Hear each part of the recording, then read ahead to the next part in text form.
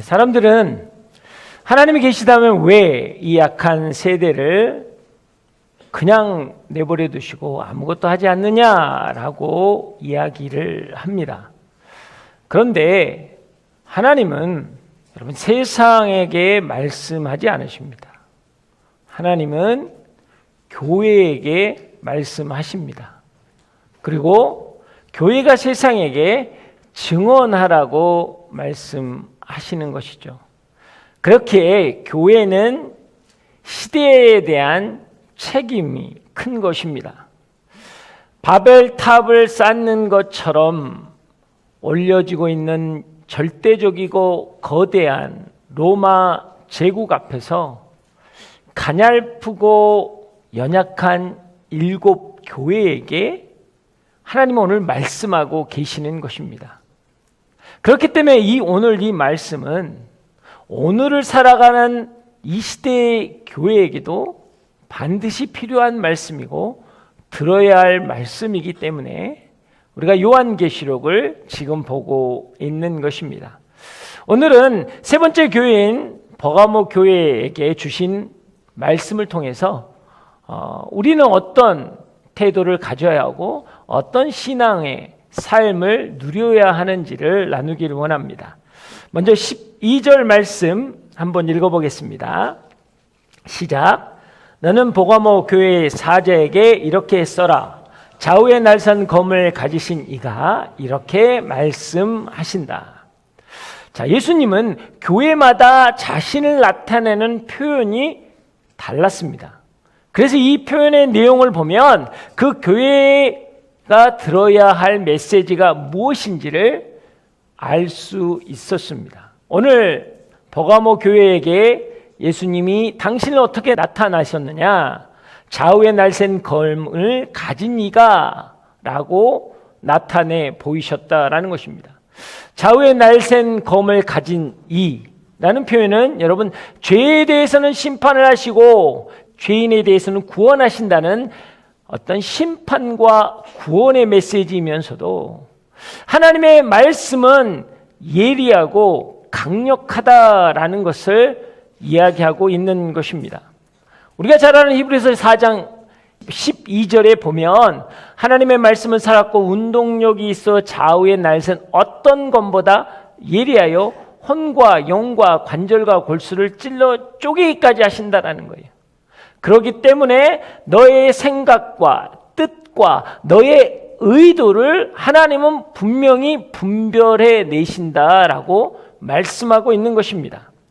그렇기 때문에 여러분 주님의 말씀은 단순히 우리의 외적인 행동만을 보는 것이 아니라 우리의 내면의 깊은 곳까지 꿰뚫어 보시고 그곳으로부터 너는 변화를 가져야 한다라는 뜻이에요.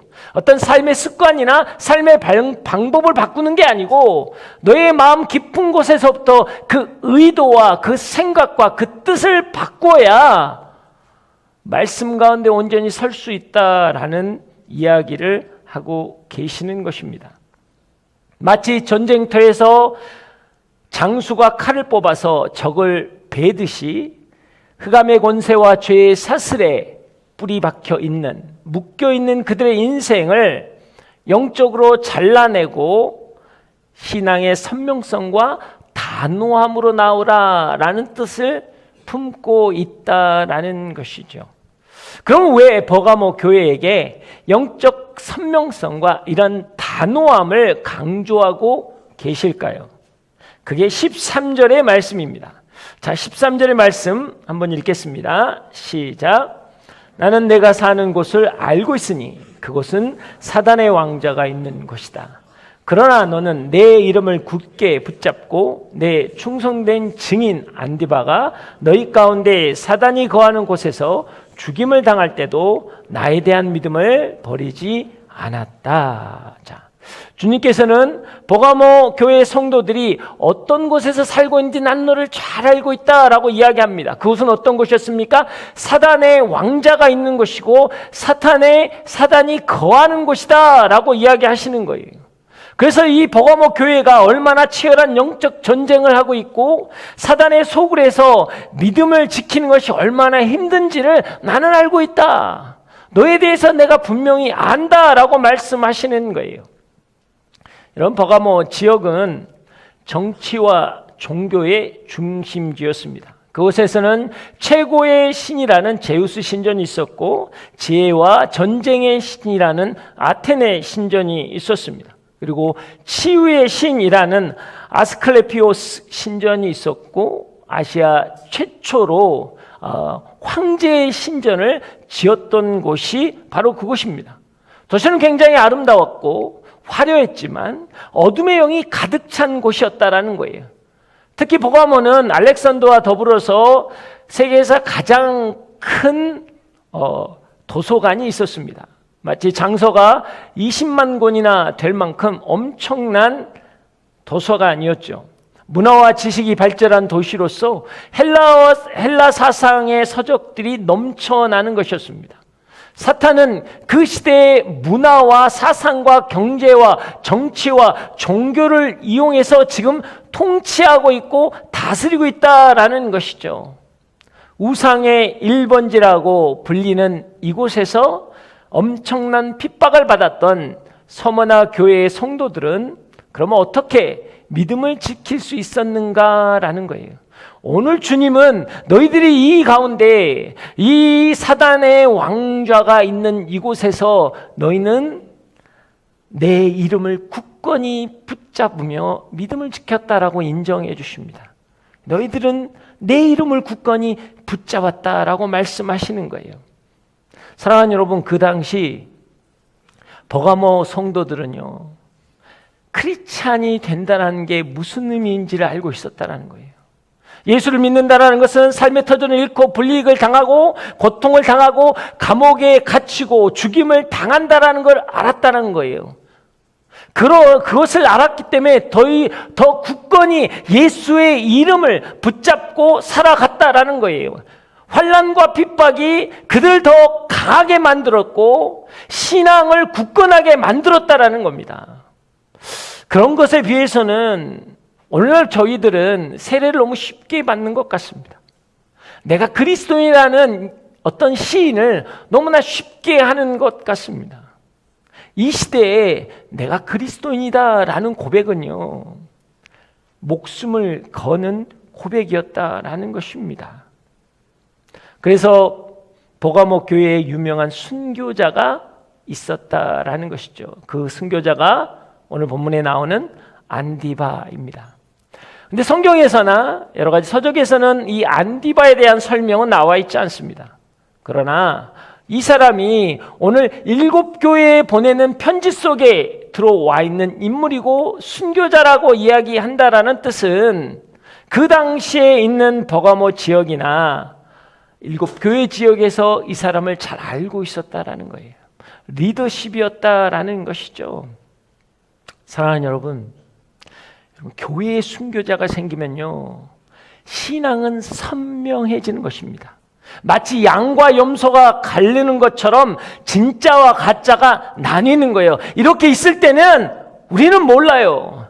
그러나 너가 예수를 믿느냐? 라는 그 고백 때문에 이 자리에서 죽임을 당한다라고 생각하면요, 완전히 달라지는 겁니다. 이거 믿어서 내가 죽는다고? 해서 멀어지거나 떠나버리는 사람도 있다라는 거예요. 분명하게 선명하게 여러분 드러난다라는 거예요. 믿음에 대한 분명한 기준이 세워지기 때문에 신앙을 적당히 대충히 살아서는 안 되는구나, 진심으로 전심으로 생명을 다해야 하는구나 라고 믿음을 뿌리채 점검하고 도전한다라는 거죠. 그래서 여러분, 순교는 교회에게 주는 하나님의 선물이라는 거예요. 지금 이 땅에는 순교자가 없기 때문에 우리는 신앙을 쉽게, 가볍게, 적당히 살아가고 있는지 모르겠습니다. 그렇게 살아도 별 어려움이 없기 때문에 여러분, 그러나 그게 세상에서의 어려움은 없지만 하나님 앞에서는 그렇지 않습니다. 성경은 안디바에 대해서 두 가지로 묘사하는데요. 첫 번째가 충성된 증인이었고, 두 번째는 사탄이 거하는 곳에서 죽임을 당했다라고 되어 있습니다. 여기서 증인이라는 여러분 헬라어는 마르티스라는 단어인데요, 법정에서 사건을 목격하고 증언하는 사람을 가리킬 때 사용하는 단어입니다. 근데 이게 초기 기독교인들이 예수를 증언하다가 핍박당하고 죽임을 당하면서 마르티스는 여러분 단순히 사건을 증언하는 의미가 아니라 신앙을 위해서 목숨을 바치는 순교자라는 의미로 변했다라는 거예요. 그래서 이 그리스어인 마르티스는 이게 파상대에서 영어의 순교자라는 멀처로 바뀐 거예요. 이게 오늘 이 교회가 우리에게 주는 도전입니다. 종말론적인 상황 속에 살아가는 우리의 삶, 그리스도인 예수 그리스도를 증언하는 삶은 어떻게 살아야 하는지를 오늘 버가모 교회를 통해서 분명하게 하나님은 우리에게 말씀하고 계시는 거예요. 너가 정말 순교자적인 삶을 살 수 있겠느냐? 이 땅에서. 그런데 여기서 여러분 착각하면 안 됩니다. 뭐냐면 여러분 안디바가 그럼 과연 무엇을 증언했냐라는 거예요. 그래서 순교를 당했냐라는 것이죠. 로마 제국 황제에게 대항하거나 세상의 죄악에 대해서 지적한 게 아니라는 거예요. 그가 한 것은 오직 예수의 이름을 굳건히 붙잡고 믿음을 저버리지 않았다라는 거예요. 여러분 세상을 공격하거나 제도를 비판하는 게 아닙니다. 나는 예수를 믿는 사람입니다. 나는 그리스도인입니다. 나는 나의 주인은 오직 주님입니다. 라는 여러분 말만 했다라는 것입니다. 여러분 그것 때문에 죽임을 당한 거예요. 여기서 우리가 알아야 되는 것은 여러분 신앙의 영적 선명성의 키는 무엇이냐면 이 종말론적인 상황 가운데 이렇게 힘들고 어려운 상황 가운데 살아가는 사람들이 사단의 통치하에 사단의 영향력 아래 살아가는 우리들이 고백해야 할 중요한 키는 뭐냐면 나는 크리스천입니다 라는 고백이라는 거예요. 그 신앙의 고백을 우리가 담대해서 할 수 있냐라는 것이죠. 이 고백이 단순한 것 같지만 이 고백이 세상을 뒤집는 것입니다. 사랑하는 여러분, 우리가 사는 이 세대는요, 어느 순간부터 나는 크리스천입니다 라는 고백은요, 용기가 필요해졌습니다. 아무 데서나 그냥 할 수 있는 단어가 아니에요. 여러분 어떻습니까? 여러분의 학교에서, 여러분의 직장에서 그냥 여러분은 편안하게 나는 그리스도인입니다 라고 이야기하십니까? 여러분 쉽지 않다라는 거예요. 네, 그래요. 우리가 때때로는 어떤 목회자나 교회가 부정이나 죄로 인해서 여러분 사회적 비난이나 수치를 당한 상황이기 때문에 그걸 쉽게 말하지 않는다고 이야기합니다. 그런데요, 여러분 나는 그리스도인입니다라고 말하지 못하는 것이 단순히 그 이유 때문인가요, 우리가?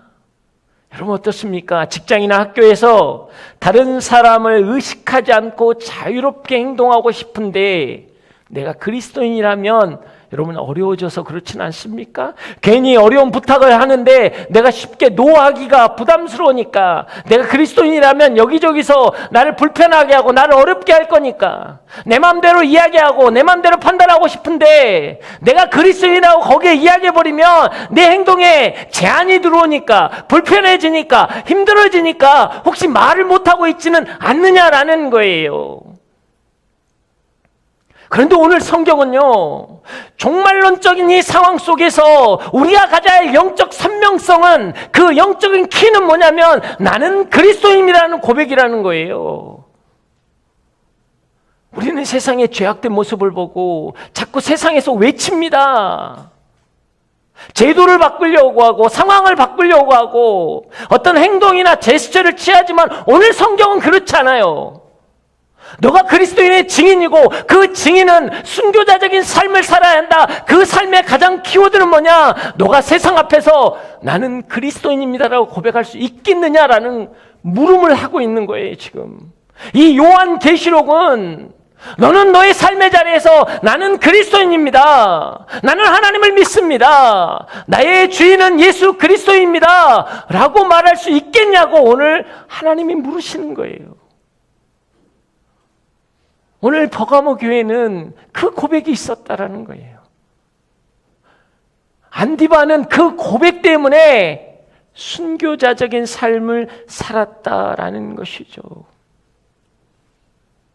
만약에 우리가 우리의 소속을, 우리의 정체성을 세상 앞에서 드러내지 못한다면 우리는 세상의 공격 앞에 무력화될 것입니다. 왜? 그게 우리의 무기거든요.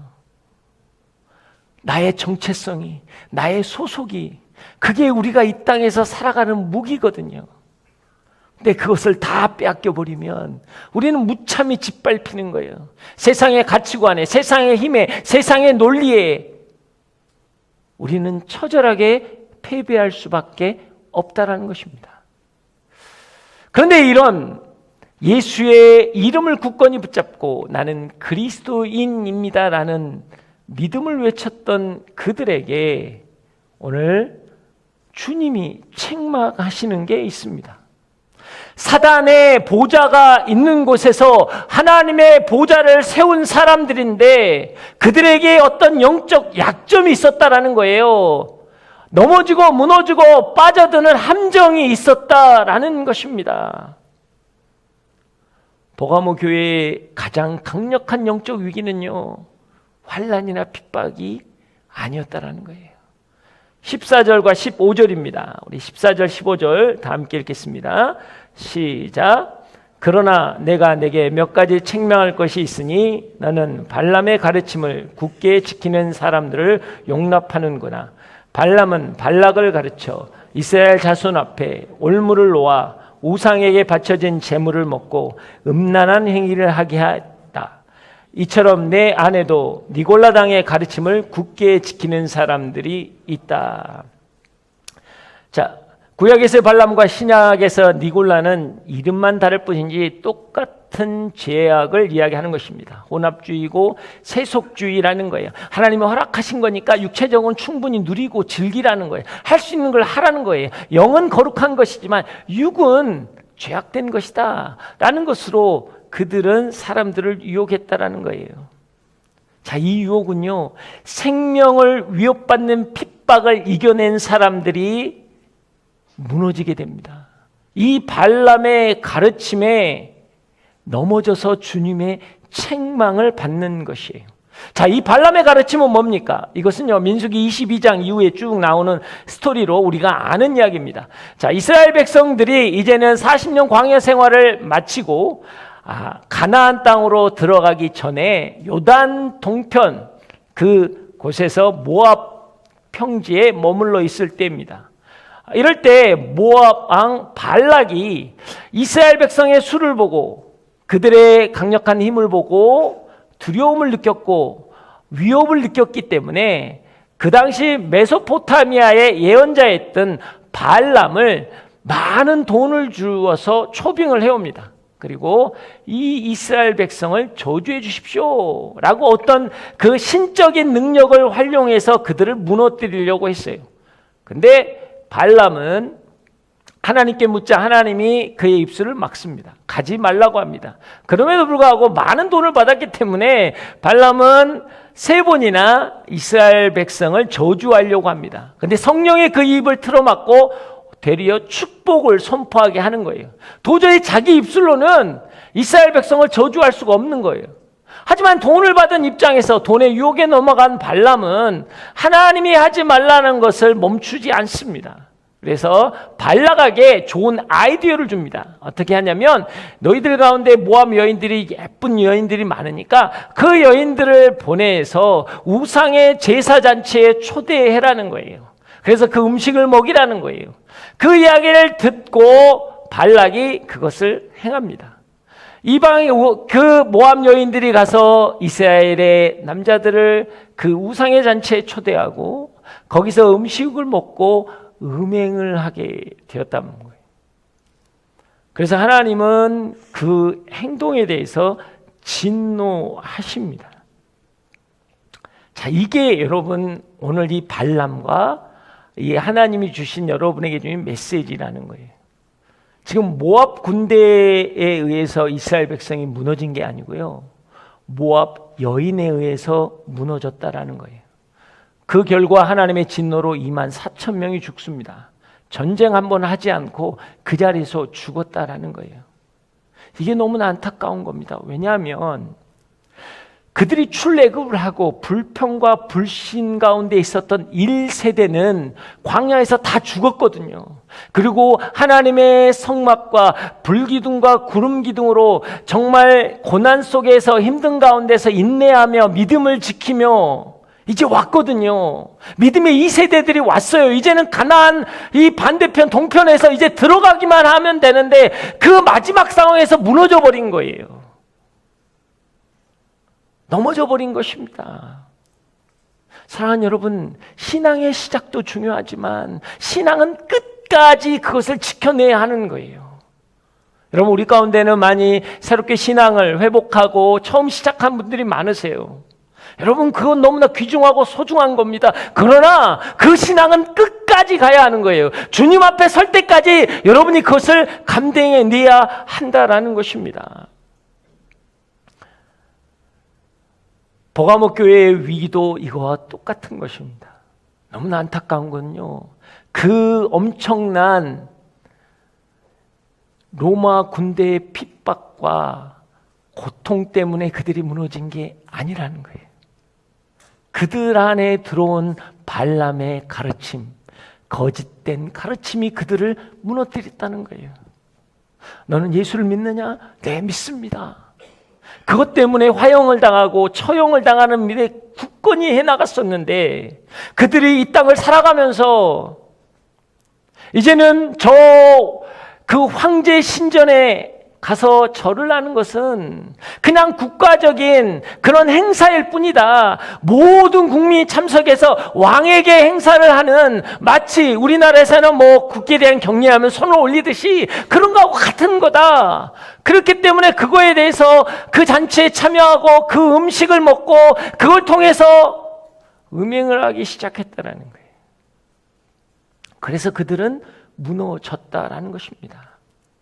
왜 이게 우리에게 중요한 줄 아십니까? 왜 우리가 이것을 긴장해야 하는 줄 아십니까? 우리가 영적으로 무너지는 위기는요, 마지막 때에 그렇습니다. 많은 자연재해, 천재지변으로 수많은 고통과 아픔을 당하고, 여러분 AI가 있고 666 표가 있고 뭐 베리칩이 있고 이런 것 때문에 두렵고 우리는 염려하고 세상이 끝나나 보다. 아니요, 그것이 아니라는 거예요. 오늘 더 무서운 영적 공격은 무엇이냐면 그런 거짓된 가르침이라는 거예요. 지성과 논리를 가지고 하나님의 진리를 대적하는 거예요. 그것이 우리를 무너뜨리게 하는 영적 공격이라는 겁니다. 세상의 가치관을요, 우리는 삶의 지혜요, 시대의 필요라고 이야기합니다. 불의와 타협하고 착취하는 그것을 능력이라고, 탁월함이라고 우리는 이야기해요. 음란과 추한 것을 우리는 문화와 예술이라고 해요.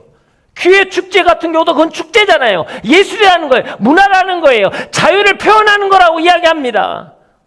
여러분, 그런가요?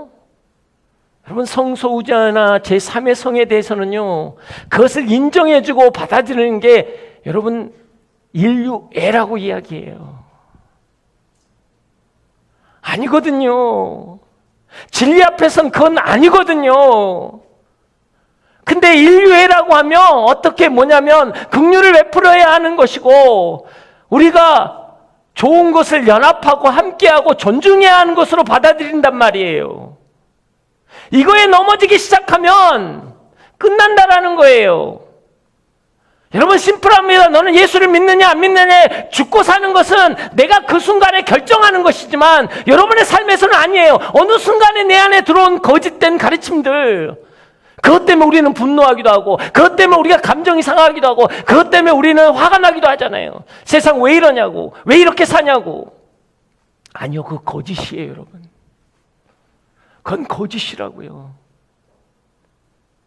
그 버가모 교회가 그 믿음을 지켰는데 넘어진 게 뭐냐면 이 사소한 논리들 때문에 무너졌다라는 것입니다.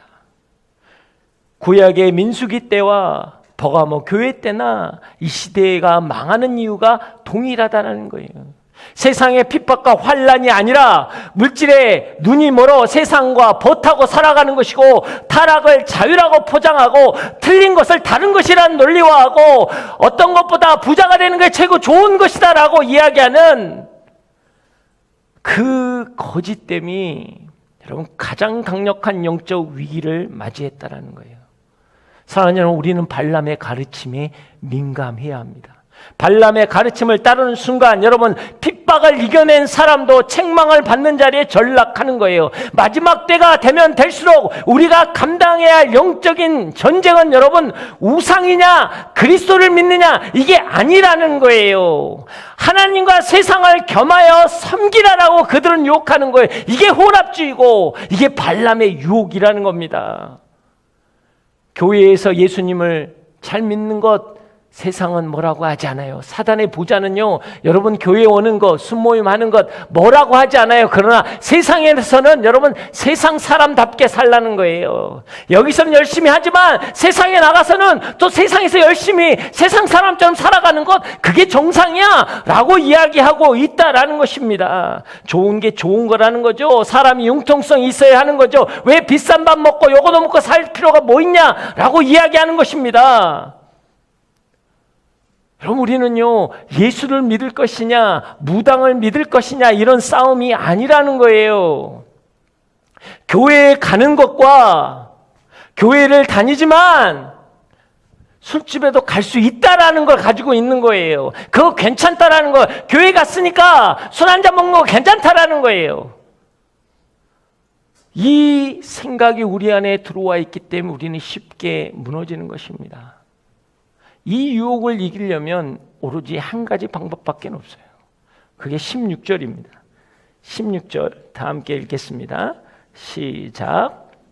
그러므로 회개하여라. 그러지 않으면 내가 당장 내게로 가서 내 입의 검으로 그들과 싸울 것이다. 유혹을 이기는 방법은 회개하고 돌이키는 것입니다. 죄를 드러내고 빛 가운데로 나오는 것입니다. 그리고 입의 검, 말씀으로 싸우라는 거예요. 여러분, 말씀은요, 세상의 그 어떤 힘과 능력보다도 크고 강한 것입니다. 여러분, 정말 믿으십니까? 오늘 성경이 이야기하고 있잖아요. 내 입에서 나온 검으로 싸울 것이다. 우리는 세상을요, 말씀으로 싸워야 돼요. 할렐루야, 믿으십니까? 네. 아멘이 되는데 문제는 우리 안에 기억된 말씀이 없다라는 거예요. 내 안에 기억된 말씀이 없어요. 삶의 순간순간에 유혹이 오고 고통이 오고 아픔이 오는데 내 안에 기억된 말씀이 없어서 그 말씀을 읊조릴 수가 없는 거예요. 그 말씀을 내서 싸울 수 있는 능력이 없다라는 거죠. 내 안에 떠오르는 말씀이 없으면 무엇으로 싸울 수 있겠냐라는 거예요. 그래서 여러분 데일리 선포를 하는 겁니다. 매일 매 순간 여러분이 읊조리라는 이유가 거기에 있는 거예요. 그냥 장식처럼 여러분 매일 아침에 그렇게 여러분에게 보내는 게 아니라는 거예요. 이것을 가지고 매일 매 순간 여러분이 읊조리며 선포하라는 거예요. 내가 감정이 상했을 때, 두려울 때, 염려할 때, 힘들 때, 고통스러울 때, 때로는 분노할 때 그 말씀을 선포하면 우리가 승리할 수 있다라는 것입니다. 여러분, 가나안 정복 전쟁을 하는 이스라엘 백성이 받았던 훈련이 뭡니까? 성막 중심으로 사는 하나님의 임재 훈련이었고, 여러분 불기둥과 구름기둥을 따라가는 하나님과 동행하는 삶이었고, 법궤만을 바라보고 사는 말씀 중심의 훈련만 했던 그들은 가나안에 들어가서 여러분 여리고성을 무너뜨리는 하나님의 놀라운 역사를 경험했다라는 거예요. 말씀 앞에 섭시오. 여러분, 말씀 앞에 서십시오. 토요일날 바이블 아카데미 저희가 하고 있습니다. 등록 안 한 분들 다 등록하세요. 토요일날 뭐 하려고요? 방황하지 말고 말씀이라도 하나 봐야지. 여러분 살리겠다고 저희가 그걸 합니다. 이번에 교재가 조금 두꺼워가지고 오늘 우리 교육자들 회의를 했거든요. 그래서 명절 때 뭐 하십니까? 전도사님하고 목사님께 여쭈었어요. 두 분의 동일한 대답은 올 명절에는 아무것도 하지 않습니다. 왜요? 그랬더니 바이블 아카데미 교재 준비 때문에 어디도 갈 수 없습니다. 그렇게 열심히 준비하는데. 할렐루야. 자, 모든 분들이 등록하시길 주의 이름으로 축복합니다. 아멘이 좋습니다. 자, 17절 읽어보겠습니다. 17절 다 함께 읽겠습니다. 시작. 귀 있는 사람은 성령의 교회에게 하시는 말씀을 들어라. 내가 이기는 사람에게는 감추인 만나를 주고 그에게 흰 돌과 그 위에 쓰인 새 이름을 주리니 받은 사람 외에는 아무도 그것을 알지 못할 것이다. 귀 있는 사람은 말씀을 듣고 그 말씀을 들은 사람은 이긴 자가 될 것이다. 오늘 이야기합니다. 그 이긴 자는 오늘 두 가지 상급을 받는데 첫 번째는 감추인 만나를 주시는 거예요. 만나는 하늘에서 내리는 하늘의 양식입니다. 이것은 하나님의 은혜로 살아간다라는 것을 배우는 과정에 가르쳐 주신 말씀이거든요. 근데 요한복음에 보면 이스라엘 백성은 하늘에서 내리는 만나를 먹고 다 죽었지만 오늘 내가 너에게 주신 내 양식은 영원히 죽지 않으리라 라고 말씀하시는 거예요. 하늘로부터 오는 영원한 양식, 그 양식을 먹는 자, 이게 특권이라는 거예요. 자, 그 양식을 먹었던 바울은요, 자기의 모든 조건을 배설물로 여기고 주님을 따랐습니다. 여러분, 그 생명의 물을 마셨던 사마리아 여인은 물동이를 버리고 전도자가 되었던 거예요. 그 양식을 먹는 사람들은요, 변화가 있는 거예요. 영생이라는 변화는 단순히 죽어서 천국 가는 게 아니라 이 땅에서 삶이 달라진다라는 겁니다. 두 번째는 흰돌인데요. 이 흰돌은 뭐냐면 로마 시대에는 법정에서 쓴 것 중에 하나가 흰돌입니다. 돌이 뭐냐면 그 법정에서 그 사람이 무죄라고 판결받으면 재판장이 흰돌을 주는 거예요. 그래서 흰돌을 가지고 나가면 아, 이 사람 무죄 판결을 받았구나 라는 뜻이에요. 두 번째는 뭐냐면 어떤 큰 잔치가 있을 때 초대장입니다. 그래서 그 잔치 입구에 들어갈 때는 그 흰돌을 보여주면 아, 이 사람은 초대받은 자다. 그래서 그 잔치에 들어갈 수 있는 거예요. 그 뜻은 무엇입니까? 우리가 죽을 수밖에 없는 죄인을 용서하시고 어린 양의 잔치에 참여케 하시는 하나님, 그 특권을 우리에게 주시겠다라고 이야기하는 거예요. 근데 여기서 중요한 건 뭐냐면 그 돌에 이름이 새겨져 있다는 거예요. 새 이름이. 근데 그 새 이름은 그 돌을 받은 사람만 알 수 있다는 거예요. 주위에서는 몰라. 받은 사람만 알 수 있다는 거예요. 이게 새 이름이에요. 죄인이요 사망 권세 아래에 있는 자여 연약하고 악하고 패배한 이 양재경이란 뜻이 아니고 승리자요, 하나님의 자녀요, 하나님의 영원한 권세의 자리에 앉을 자라는 승리자의 양재경이라고 이름이 다르다라는 거예요. 이게 오늘 하나님이 우리에게 주고 싶은 말씀이라는 겁니다. 근데 문제는요, 이건 나와 주님만이 교제 속에서 알 수 있는 이름이라는 거예요. 주님이 주신 돌은 나만 볼 수 있고 나를 통해서 그 이름을 볼 수 있다라는 거예요. 이게 뭡니까? 이게 바로 큐티가 그런 거예요. 나를 위해서 말씀하신 그 주님의 음성, 그 깨달음은 나만 아는 거잖아요. 그 말씀을 다른 사람은 다르게 깨달을지 나만의 깨달음이 있는 거거든요. 이게 바로 찬양이라는 거예요. 내가 주님께 드리는 고백, 내 안에 때로는 어려움과 아픔과 고통이 있는데 나만이 드리는 어떤 찬양의 고백, 이게 또 예배라는 거예요. 주신 주님의 말씀을 내가 붙잡고 나만의 어떤 삶의 자리에서 적용할 수 있는 이 흰돌. 사랑하는 여러분, 오늘 여러분은 이 예배 가운데서 오늘 여러분은 주님이 주신 만나와 주님이 주신 그 흰돌을 받을 수 있냐라는 거예요. 지금 받고 계시냐라는 거예요. 여러분만이 알 수 있는 것, 나와 주님의 교제 가운데 알 수 있는 그 흰돌이 있다면 우리 인생은 달라진다라는 거예요. 여러분 믿으십니까?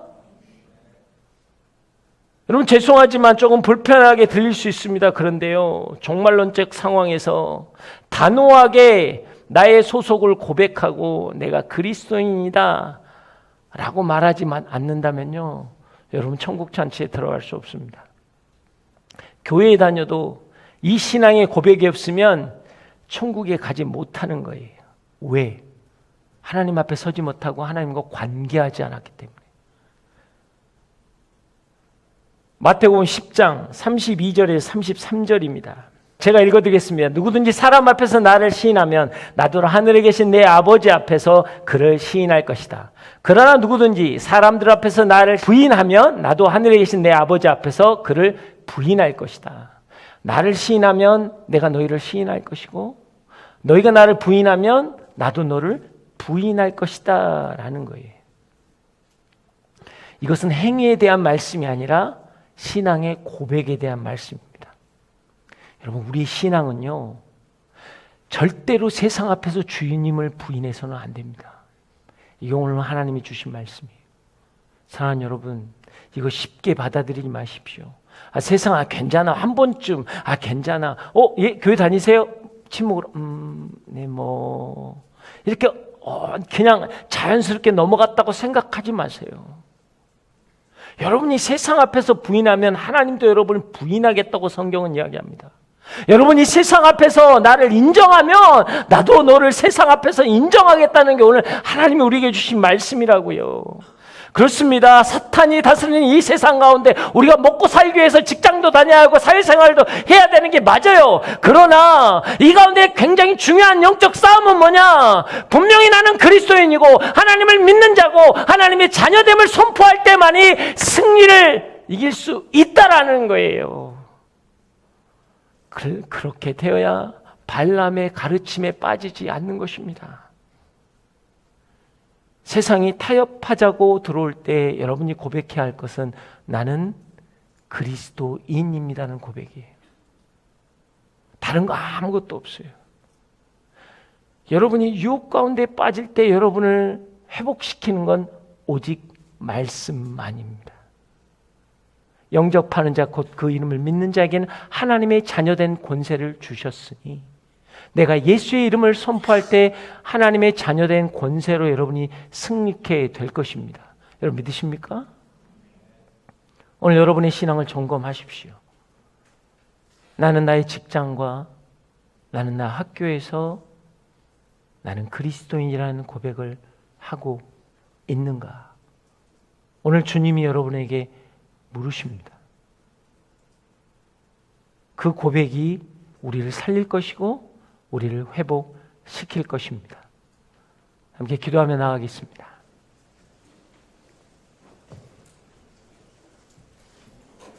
사랑하는 여러분,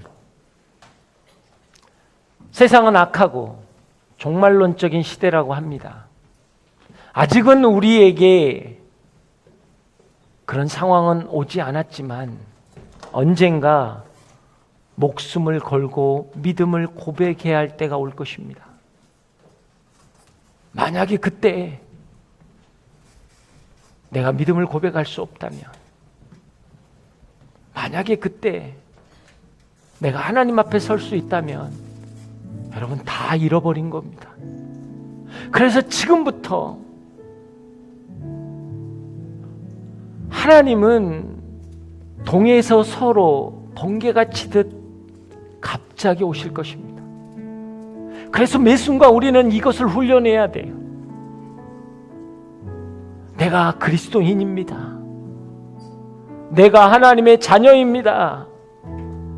내가 주님을 믿습니다. 이 고백이 내 입술에 있어야 돼요. 그럴 때 세상을 이기는 것입니다. 세상에 유혹이 오고 고통과 아픔이 내 안에 머무를지라도 내가 승리할 수 있는 거예요. 하나님, 내가 그 믿음으로 나아가게 하여 주시옵소서. 혹시 오늘 이 가운데 여러분의 직장이나 여러분의 학교에서 여러분의 영적 신분을 속이고 사신 분들이 있습니까? 친구들이나 사람들 앞에서 떳떳하게 기도하지 못하고 적당히 넘어가신 분이 있습니까? 하나님 앞에 나오십시오. 하나님, 죄송합니다. 제가 연약했습니다. 제가 부족했습니다. 제가 두려웠습니다. 손해볼까봐, 내 삶이 자유롭지 못할까봐 힘들었습니다. 이제는 내가 하나님을 믿는다고 선포하길 원합니다. 주님이 나의 주인이라고 선포하길 원합니다. 그렇게 믿음으로 고백하는 사람은 그 자리에 일어나십시오. 하나님, 나의 삶의 주인은 예수 그리스도입니다. 오늘 내가 주님을 믿습니다. 그리스도인입니다. 나는 하나님의 자녀입니다. 내가 믿음으로 선포할 때 하나님의 거룩한 역사가 일어날 것입니다. 주여 역사여 주시옵소서. 믿음을 선포하는 자마다 회복이 있을지어다. 하나님 역사여 주시옵소서. 다 함께 주여 외치고 기도합니다. 주여.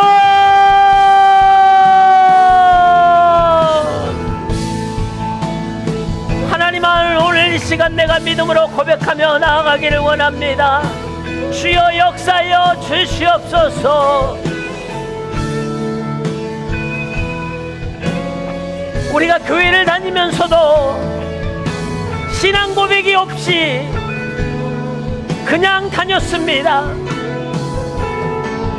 하나님 앞에 서지 않고 하나님과 관계를 맺지 않고 살았습니다. 매일 말씀을 보지 않아도 마음에 부담이 없고 기도하지 않아도 별 느낌이 없었던 나의 삶, 이것은 이미 발람의 가르침에 우리는 넘어진 것입니다. 세상은 괜찮다 합니다. 교회 갔으니까, 예배 드렸으니까 우리는 괜찮다고 합니다.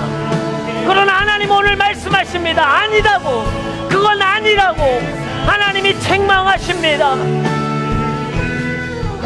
하나님과 세상을 더불어 사랑하지 말라고 말씀하십니다. 오늘 그 하나님 앞에 나아가는 자 되게 하여 주시옵소서. 아버지여,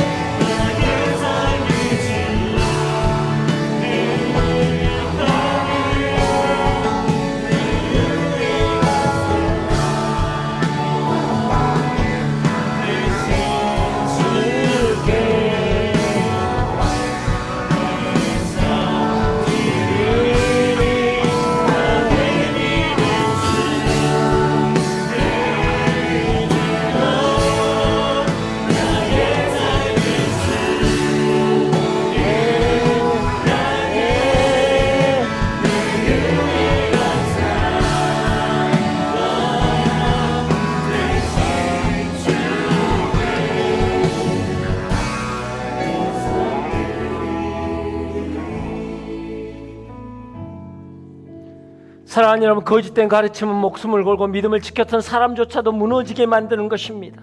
이 마지막 때에 겪는 가장 강력한 영적 위기는 발람의 가르침입니다. 하나님과 세상을 겸하여 섬기는 것을 괜찮다고 하는 것입니다.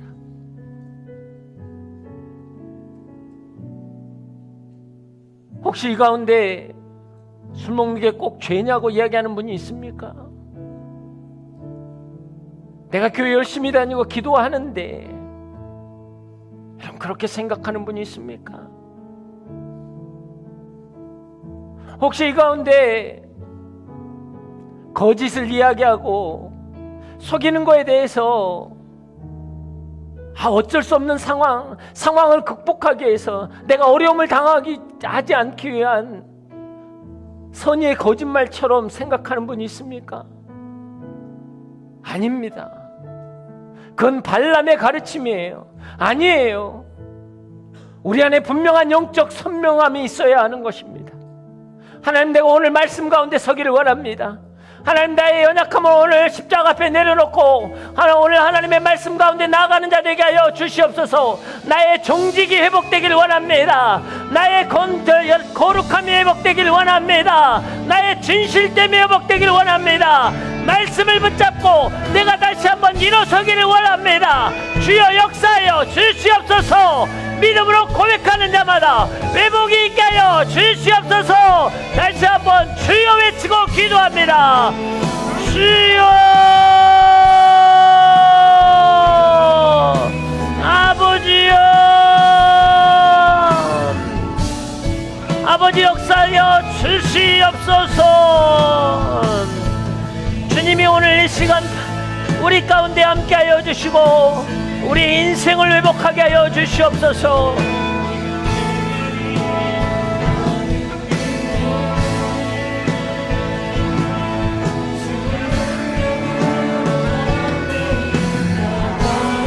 오늘 이 시간 예수의 이름으로 선포하기를 원합니다. 발람의 가르침이 우리 안에 있을 때 우리가 예수의 이름으로 대적하며 말씀으로 승리하기를 원합니다. 세상은 논리로, 세상은 합리화로, 세상은 인본주의로 우리를 설득하지만 오늘 이 시간 우리가 말씀 앞에 서기를 원합니다. 주님 역사하여 주시옵소서. 아버지여, 주여,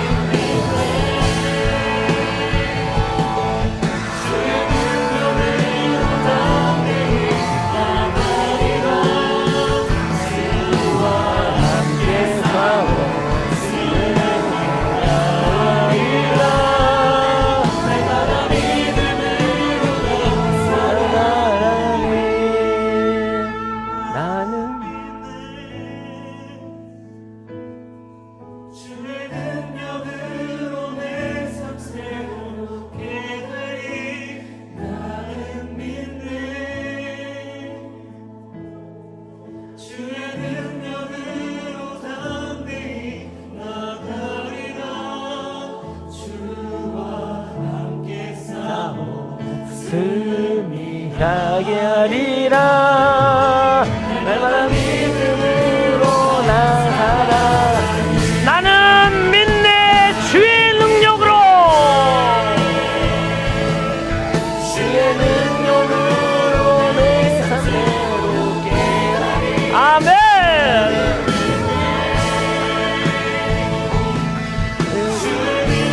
우리는 담대하게 나아갈 것입니다.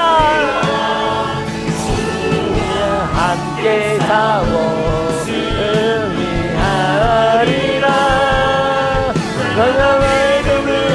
우리 모두 다시 한번 고백하며 선포합니다. 나는 믿네 주의 능력으로 말성하롭게 하니. 나는 믿네 주의 능력으로 말게 나가리라. 주와 함께 싸워 승리하리라. 나는 이름으로 나아가리라.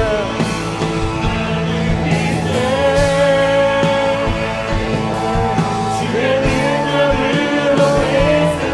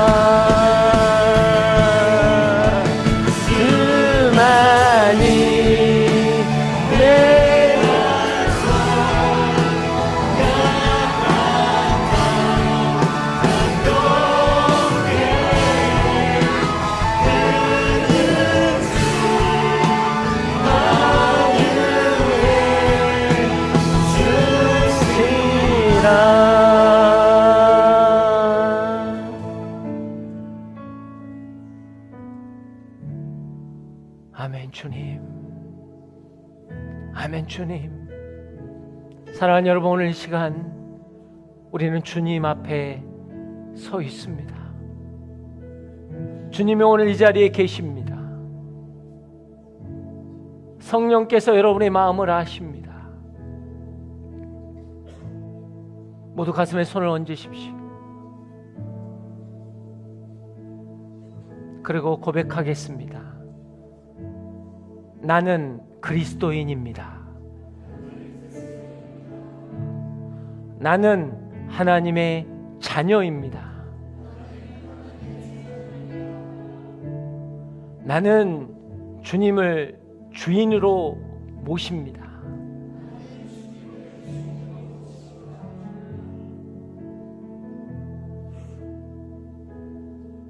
이 고백을 세상 앞에서 하겠습니다.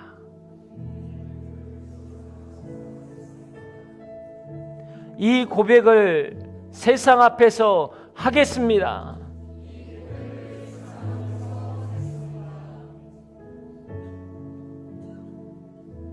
오늘 하나님 여러분에게 말씀하십니다.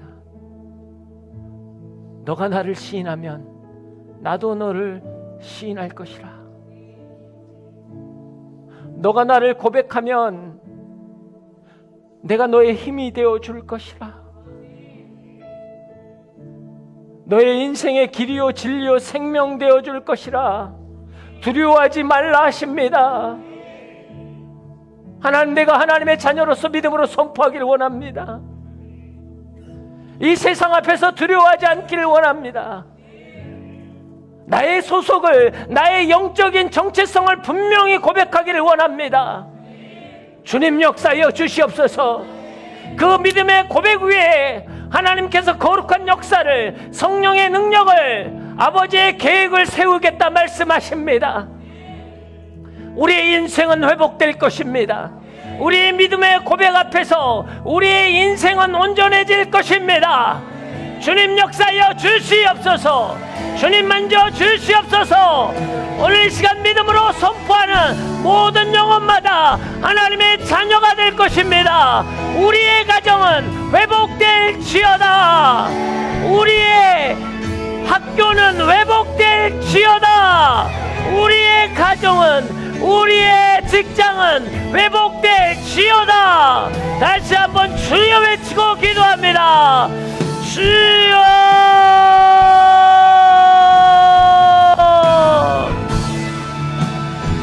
하나님, 우리의 삶의 자리가 하나님의 말씀으로 회복되기를 원합니다. 우리의 신앙의 영적 선명함이 오늘 우리 가운데 있기를 원합니다. 사단의 통치 속에 살아가는 우리 인생이지만 내가 예수 그리스도를 믿는다는 신앙의 고백, 나는 크리스천이라는 그 신앙의 고백을 내가 담대하게 선포하겠습니다. 주님, 우리 안에 좌정하사 다스리시고 우리를 회복케 하시며 우리를 온전케 하여 주시옵소서.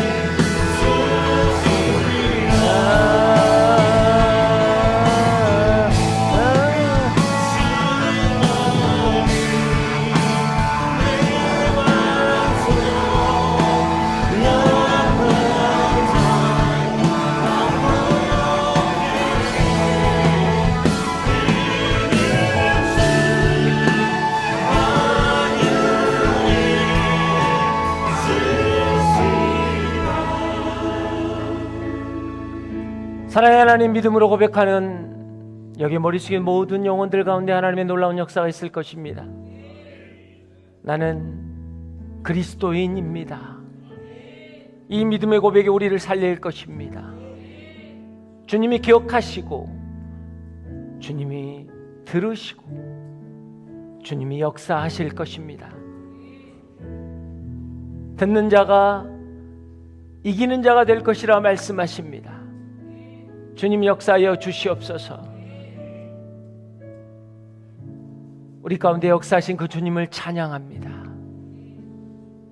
우리 가운데 함께 하신 그 주님을 찬양합니다. 주님 은혜 내려 주시옵소서. 이 모든 말씀 예수님 이름으로 기도합니다. 아멘. 할렐루야. 하나님께 영광과 존귀와 찬양의 박수 올려드리기 원합니다. 아멘.